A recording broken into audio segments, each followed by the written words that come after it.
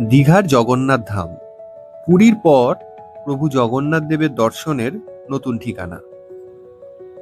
এমনিতেই দীঘা মানে বাঙালির কাছে আলাদা একটা আবেগ। তার ওপর এই জগন্নাথ ধাম যেন দীঘার পর্যটন মানচিত্রকে দিয়েছে আলাদা একটা রূপ।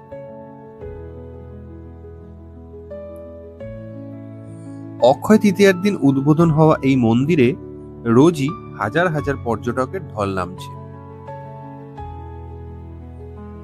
অসাধারণ সুন্দর এই মন্দিরে রোজই জগন্নাথ দেবের দর্শন করতে আসছেন ভক্তরা। কিন্তু দীঘার জগন্নাথ ধাম দর্শনে আসার আগে একটা ব্যাপার একটু জেনে রাখা ভালো। দিনের বেলা প্রচন্ড সূর্যের তাপে মন্দিরের এই সাদা পাথরগুলো বেশ গরম হয়ে উঠছে। যেহেতু মন্দিরে আপনাদের প্রবেশ করতে হবে খালি পায়ে, তাই এই পাথরগুলো গরম হয়ে যাওয়ার পর হাঁটা চলা করতে একটু সমস্যা হতে পারে।